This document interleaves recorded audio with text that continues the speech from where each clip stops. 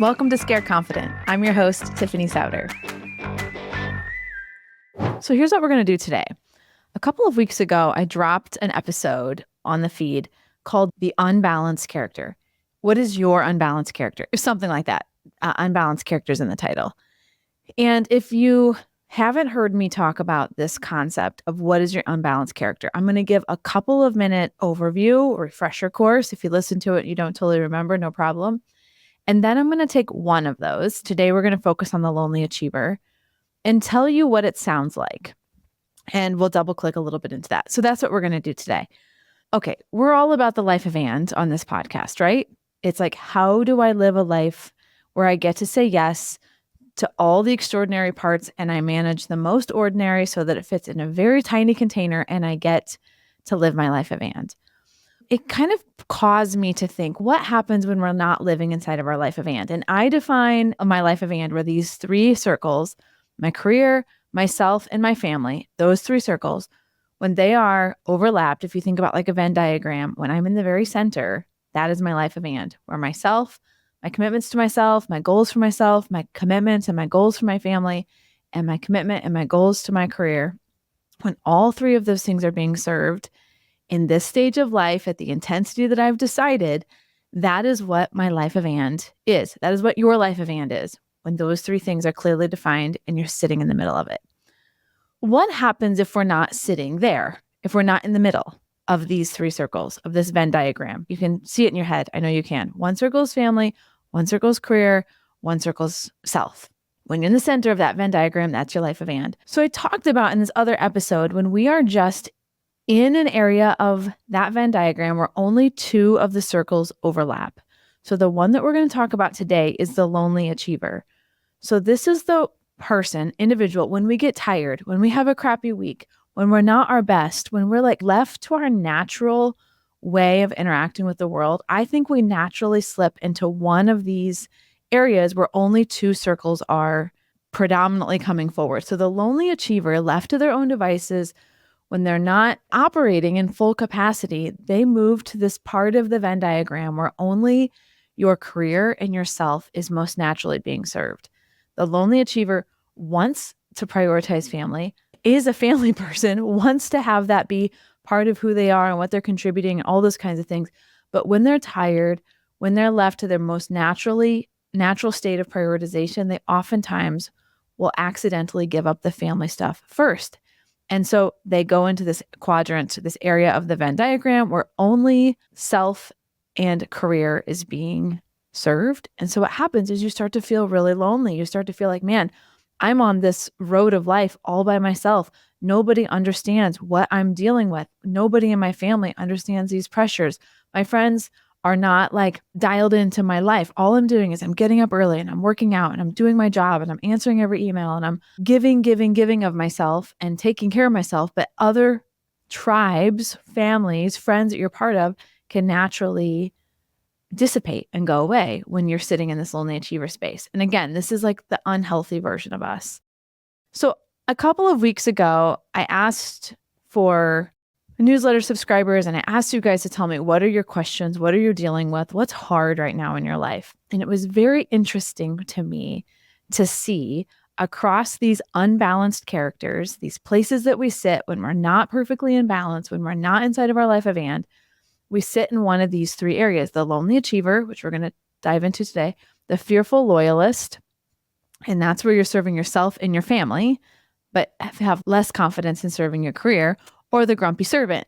And this is where you're serving your career and you're serving your family, but you don't feel like there's any time in the world for yourself. That's where I tend to land. But as I was getting your feedback and hearing where you're having problems, I started to see, which makes sense, that they so clearly lined up underneath one of these three areas: a lonely achiever, a fearful loyalist, or a grumpy servant. So we're going to take the next 3 weeks and walk through each one of these. I will share some of my, ideas about how to keep yourself out of one of these unbalanced characters and stay inside of your life of and. But you're honestly going to have to solve uniquely on your own. I think the first step is to acknowledge, holy crap, that's totally how I'm behaving. That's totally how I'm showing up in the world. That is totally the talk track in my head. And for me, when I'm able to like full stop, like Tiffany, you're being a brat right now, that is the first step in being able to say, okay, I have got to like name and claim this behavior. I have got to change my reactions and change the track in my head. And so seeing it to me is always the first step. So as we go through each one of these, think about which one do you become when you're tired, when you're, not well resourced, when you don't have food in your body, and when you're like off of center and things get crazy, who do you become? I love this because we don't need to stay in our unbalanced character. But I do think that we have to have an awareness of who we become when we get tired and cranky and not living inside of the perfect version of ourselves. Okay, so lonely achiever. So I shared a little bit, I guess, already about what the lonely achiever is. They're naturally going to prioritize their self, and they're naturally going to kind of like stay committed to their career.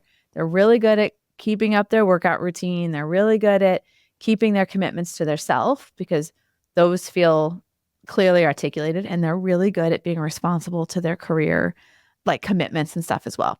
So somebody wrote in this question, and this is a lonely achiever issue in my mind. I need help connecting with my elementary and middle school kids. I need help creating the mental space for family and not just work, even though I love work and I want to think about it most of the time. So again, I think first is awareness of like, okay, I'm in this place where I am having a hard time finding authentic energy for connecting with my kids. And I get this. There are times when the thing that's going on in my head is so much more interesting to me than the vignette that is playing out inside of my house. Like this business idea that I'm working on, or this new hire that I'm thinking about, or an org structure that you're trying to think through, or a presentation that you're writing in your head. Like this stuff that goes on in your head where you're like, oh, I have a minute where I'm not doing a task. I want to like allow my brain to creatively explore. And I get that. I am not a natural sit and play mom. And I have had to learn that that's okay. And sometimes I think, she says, how do I connect with my elementary and middle school kids? And I'm going to like take this really literally. How do I connect with them? I have both elementary and middle school kids. So I'll talk explicitly about mine and how I think about that. And maybe this will be helpful to you. So just literally last week, I just had my two little ones at home. Everybody else was gone. And my 8-year-old said, Mom, I want to play town, where all of us have a little area, like somebody would be a sewer, somebody would be a baker, somebody would be a banker. Like she wanted to play town. And I suck at make believe. Time comes to an absolute screeching halt when I play make believe. I don't like it. I'm not good at it. It's like I just hate it. And so for a split second, I wanted to say no, but technically we had the time and there was nothing going on, but I don't like it. So what I did instead is I said, how about if we call your cousins and we have them come over and you guys can play make believe, and I'll have Aunt Sheila come over and we'll make you guys like a little picnic outside, and you guys can have a tea party and a picnic. My brother ended up picking up tacos, and we had the most fun evening. And my daughter got to play town like she wanted to. And I got to not play town. And it wasn't because I didn't want to connect with her. Again, I am not saying this is the right way to do it. I'm just saying I wanted to be with my kids. I had like a couple hours that evening. I wasn't going anywhere. I didn't have to pick up kids. It was like we were going to be home. And I wanted to do that. I wanted to be present for them, but I did not want to play town. So I was able to be there, and we like brought out popsicles, and we were like able to be a customer, and we had dinner with them, and we were able to laugh, and they jumped on the trampoline, and the whole town thing only lasted like 45 minutes. But because I love to be social, I love to be with people, I love to create experiences for like big groups. And so I was able to do something that I really loved and had a natural energy for, just being present for that evening. But I did not want to play town. And so I didn't play town, but I was still with my kids. So I don't know if that is helpful in saying sometimes the way that your kids want to connect is not the way that you connect with them. And that can be okay sometimes. My kids know I love playing games. Like we play games, we do crafts, we sew. Sounds silly, but we'll like clean stuff out together. Like cleaning out the garage is such a big group project. They get to like wash the wagon and get out brooms, and I'm teaching them how to organize. Like it seems silly, but those kinds of things can also be ways to connect with your kids. It does not have to look like playing Paw Patrol. Again, if you have the energy for that and you love that, and that is a natural way where you have creativity, I think that's incredible. It is just not who I am. And instead of fighting it and feeling guilty about that, I have taught my kids, here is how we're going to connect. And so we do. We go on nature walks where we'll take a bag, because I love to go outside and walk. When I'm in the office all day long, I want to be outside in the evenings. And so we'll go on nature walks, and I'll make a list of stuff that we find, like a pine cone and a stick and a dead fly. I mean, it is like not luxurious, but I get to walk in and they get to go on an adventure.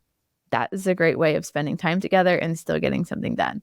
I already said, like, we have a list of like, these are games. I love to do puzzles, things that are tactile. We cook together. That's a huge thing that we do. We'll make peanut butter balls or brownies, or they'll chop produce. Like it gives us a chance to be together, do something that to me is productive and tactile. And I can bring the energy and creativity that I like have into those spaces that I really enjoy. And oftentimes I'm teaching them something too, because that is important to me, that they know how to do this stuff. And if they want to play, then I will get a friend to come over, and then I'll make lunch, or we'll try an interesting snack off of Pinterest. I made these really fun.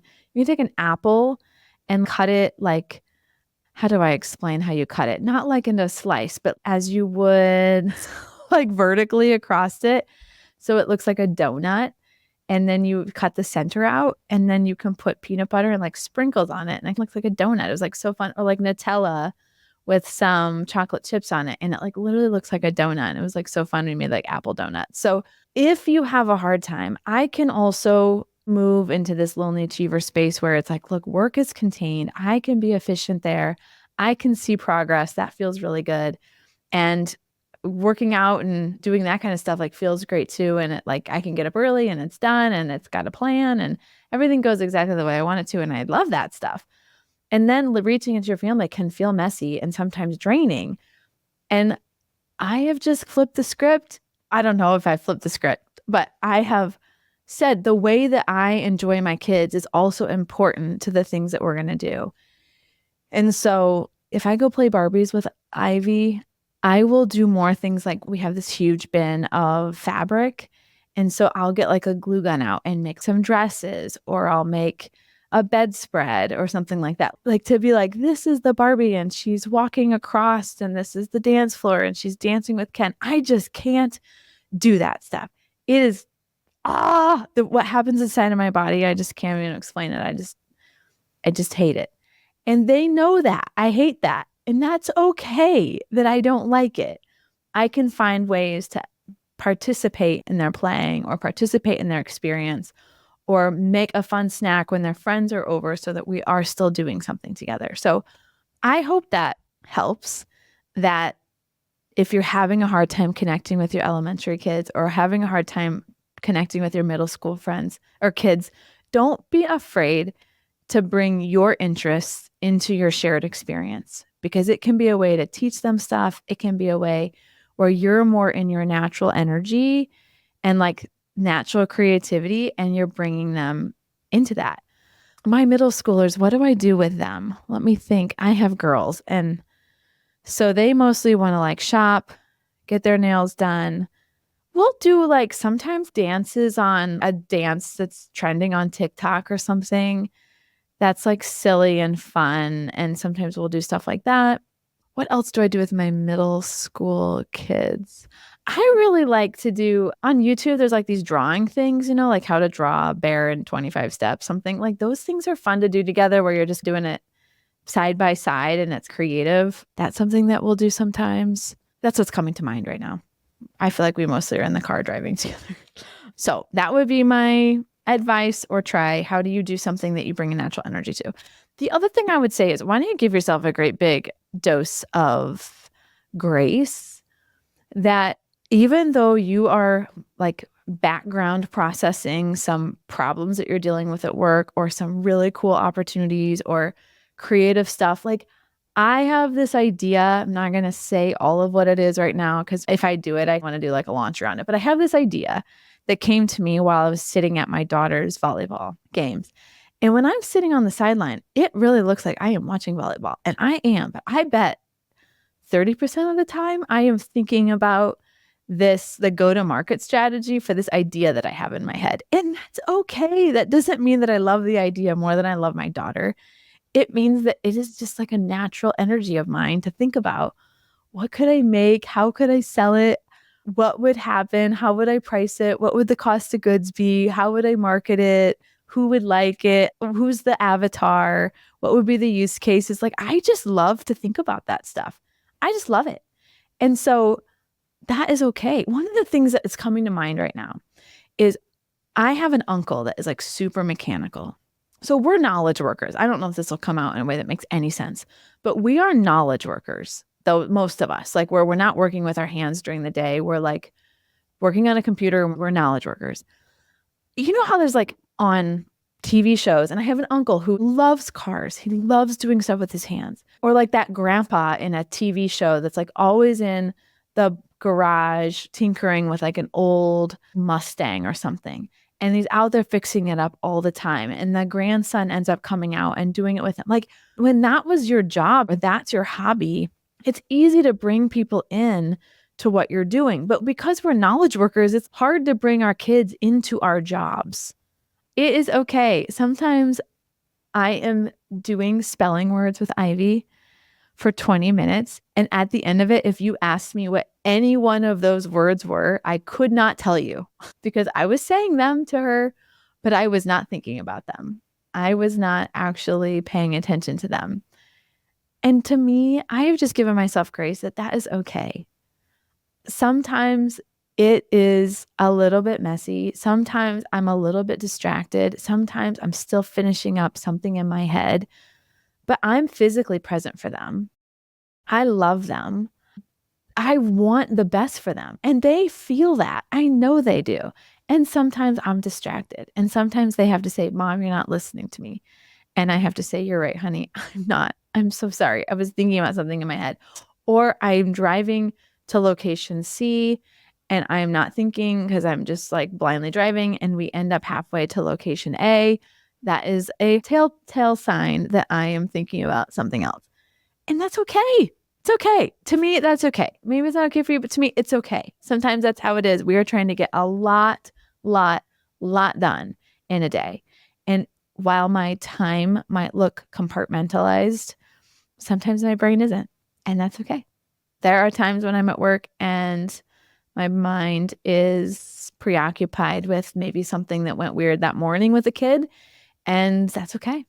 It's just how it's going to be sometimes. So I think be creative, bring your kids towards some of your own natural energy and interests and places that you have curiosity and creativity. Bring them into those things instead of always feeling like you have to go to the thing they want to play. If they are really set on what they want to play and you are not good at it or don't have natural energy towards it, or just can't figure out how to conjure it up like me, go grab a friend and then create a fun experience around that. And then the last one is just give yourself some grace. So anyway, if you find yourself in this lonely achiever place where you are doing a good job of taking care of yourself and you're doing a good job of taking care of what I would say your external commitments.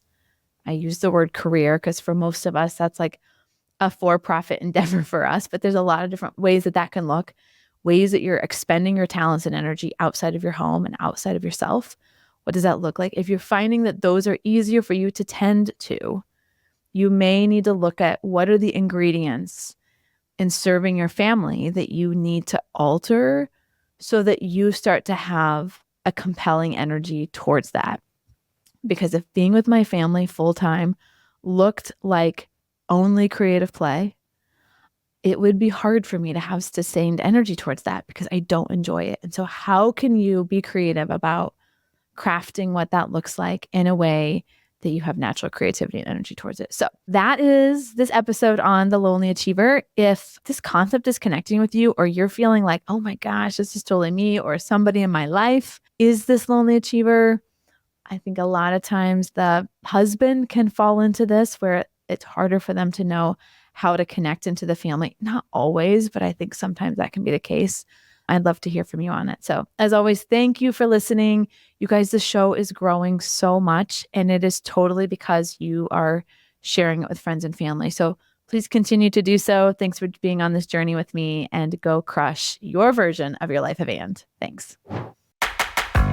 Thank you for joining me on another episode of Scared Confident. Until next time, keep telling fear, you will not decide what happens in my life. I will.